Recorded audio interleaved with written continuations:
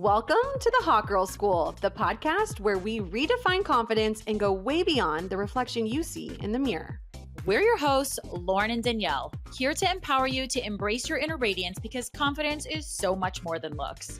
Whether you're strutting into an event or conquering the boardroom, join us as we explore topics like self-love, inner strength, and owning your unique journey to confidence. So grab your favorite drinkie and turn up that volume because you're about to unleash your true potential.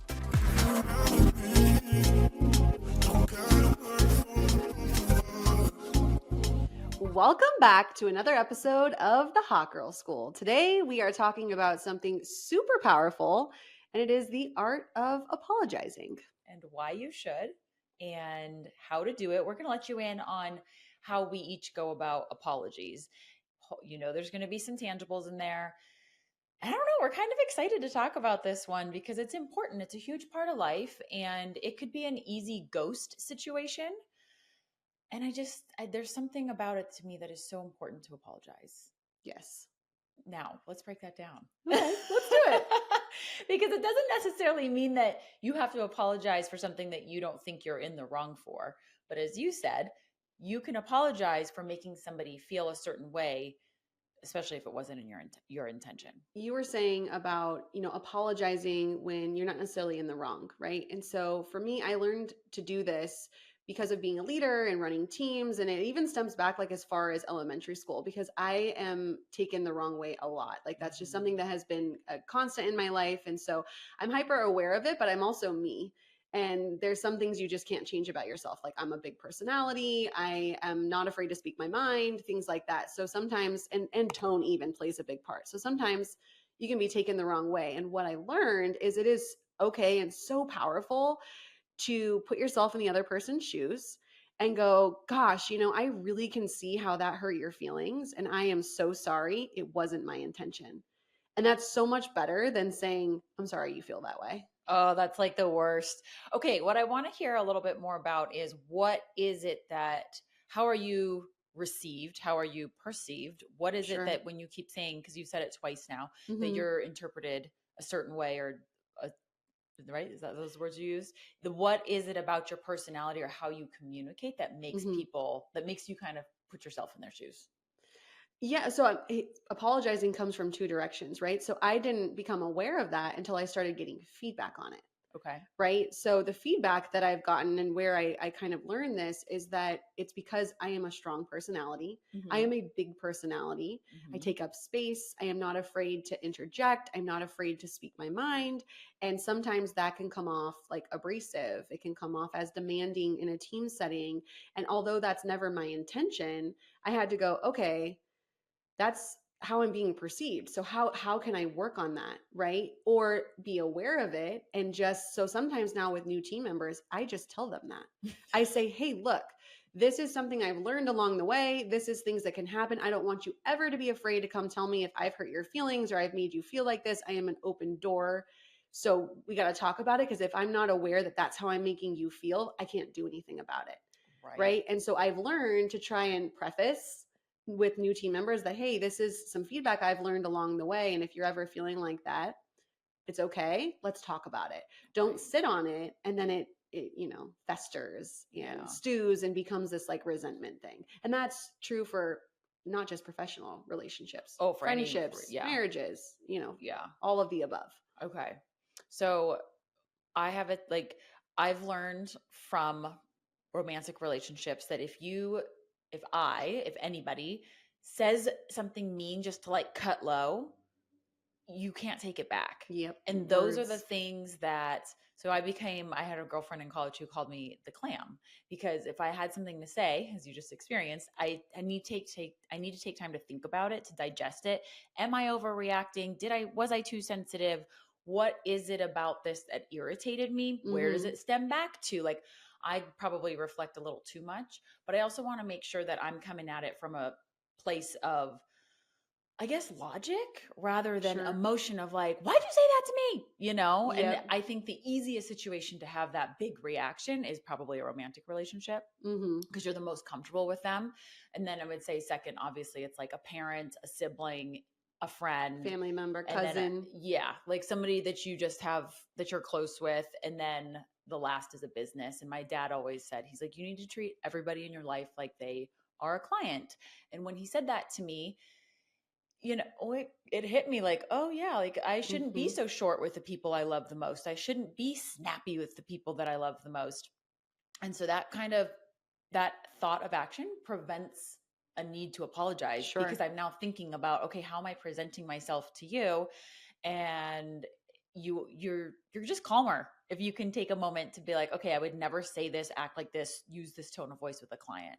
Well, yeah. And so you look at it different. You come at it from a different lens when you put your professional hat on for a Mm-hmm. client, right? So if you unpack that, like just think about it. Like you think twice before firing off the email. Oh You yeah. reread it, you sit with it, you go, you know what? I am emotionally triggered right now. I need to wait to respond to this. So it's taking that practice into your personal life. Yeah, which is, I don't think Hard. people talk about. I don't think people talk about that.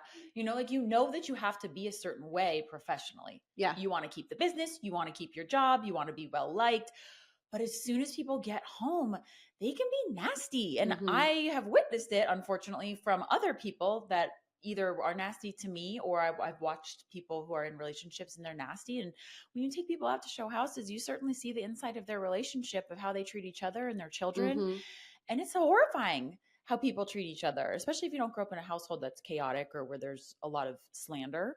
And so yeah. So do you want to give us, or I can start either way, how do you form an apology? Is it in the moment, or are you like let me take a step back and think?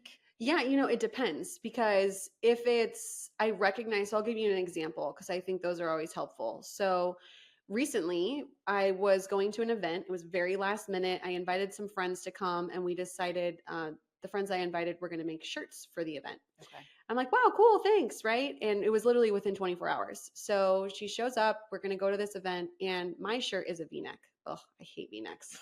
I just don't like the way they look on me. Triggered. Which is funny because this is sort of a V-neck. I was gonna say, just but saying. like traditional V-necks, like a A t-shirt V-neck. V-neck. Yes. Yeah.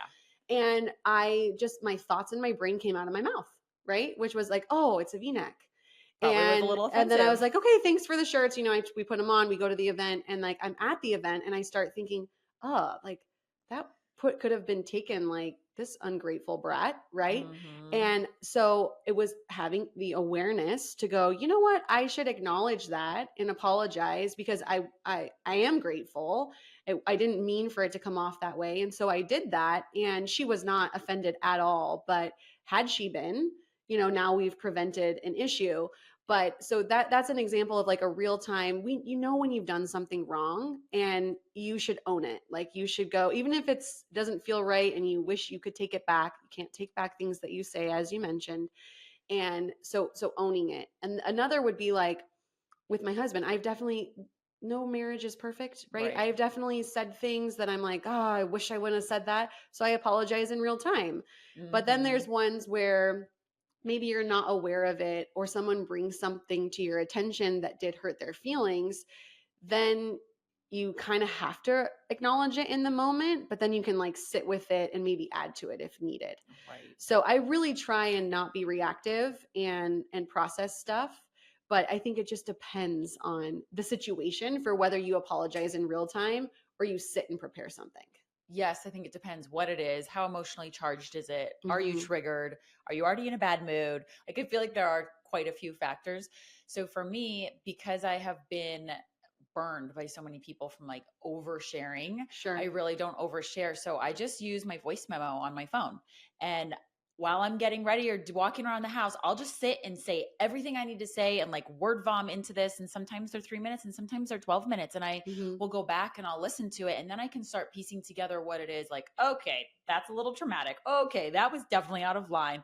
And then I can start forming together what it is I want to say. And I go as far as like thinking through, okay, if they react like this, I don't think well on my feet. So which is why I have to have it prepared. And I know that about myself. So if they react like A, B, or C, this is what I'm going to say. Of course, if it doesn't go any of those ways, I'm screwed. But at least I've put some thought into it, and it helps me calm down a little bit. I'm like, okay, I've talked through it. Maybe it wasn't as big of a deal. Also, time has passed. Sure. So that helps to just settle. Well, I almost feel like that's a two-part process. That's almost you processing your feelings about it, and then you processing like, how am I going to talk about this to bring to the attention that I feel I'm owed an apology, right? Or that's like if it's your feelings that are hurt, but then if it's you apologizing for something that you did, it's like two different paths almost. But like the process is really cool because you're processing it out in real time and almost like reviewing it, taking it out of your brain, reading it on paper, which is a different way of thinking about it, right? And then I think that's really cool.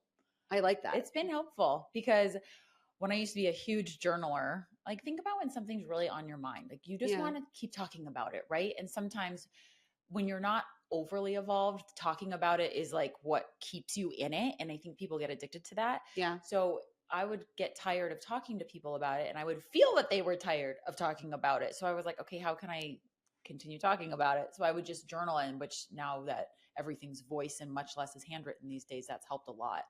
But yeah, when I have to apologize, I'm pretty quick to apologize. I'm like what you just did. Like if you think you're in the wrong, I'll definitely say something. And if I'm not in the wrong, please bring it to my attention. Like I want to know, because I feel like when you know somebody, you know, okay, that wasn't your intention. I took it the wrong way. Yep. Yeah. Well, we had a little incident like that, right? And we talked about it and we're fine, right? So I think that it's also part of the art of apologizing is knowing how to express your feelings when you are owed an apology in a healthy way. Oh, yeah. And not just sitting on it and expecting that person to know that they were in the wrong, because people like aren't going around trying to be vicious if you've got the right circle, right? Correct.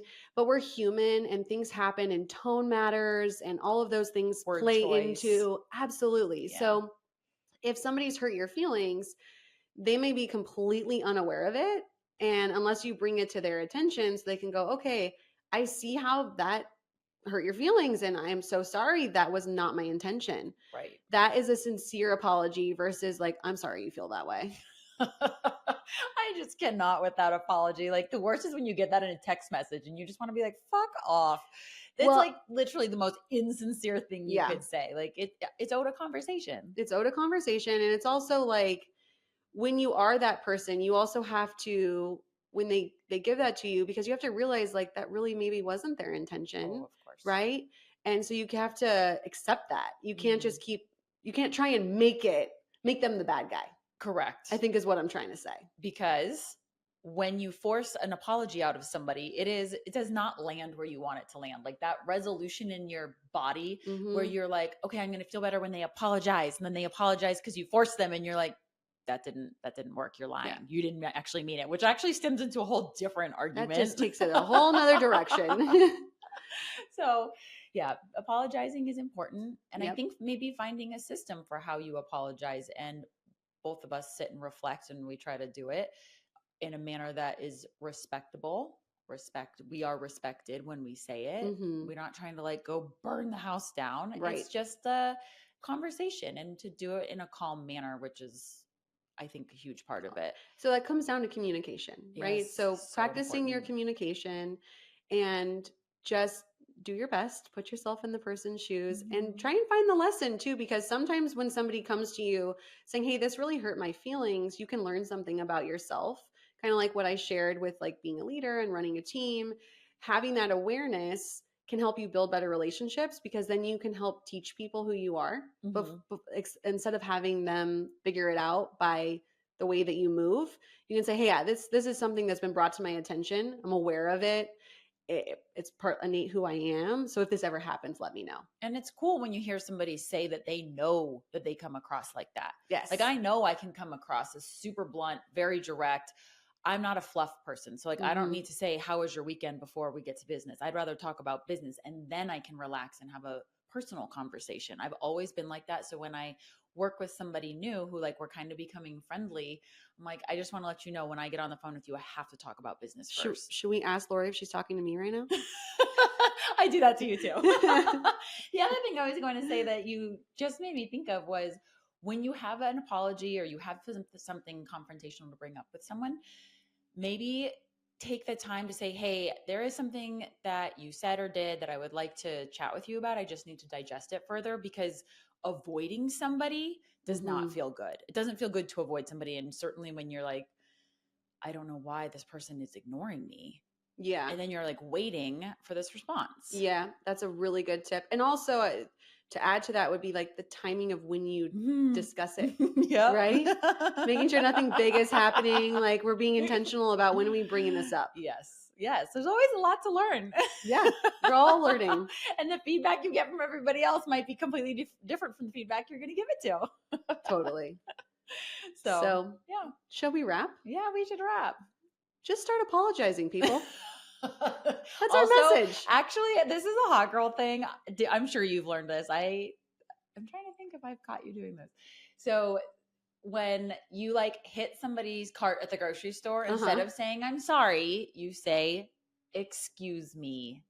Love that. You don't use that? Oh, I do. Okay. I was like, I always do, because you're not sorry. It's excuse me. Like you didn't mean to bump into them. Yeah. So that made me think of one that I haven't given the tip about in a while, but it's more used in business. Okay. Like people they'll say, I'm sorry I missed this email, or I'm sorry I'm just getting back to you. Mm-hmm. You say instead, thank you for your patience. Yes, that's always a good one. Like stop saying sorry. Yes. After you just said start apologizing. Yeah. Let me clarify. Apologize when it's necessary, when it's meaningful, when you absolutely should. You've done something wrong. Don't just say I'm sorry all the time. Correct. Yeah, it definitely needs to be. There are always going to be substitutes. Yeah. Saying sorry I think that's a girl thing. Boys don't do that. They don't. Yeah, it's definitely a girl thing. So replace I'm sorry with excuse me, and replace I'm sorry for thank you for your patience. When there's a time involved, thank you for your patience. So we want to hear how this goes for you. And if you have a different way to apologize, please let us know. Maybe it's something that we could incorporate into our lives. You can find us on Apple, Spotify, YouTube, Facebook, Instagram, and TikTok. Go get your podcasts. Ta-ta, hotties. Bye.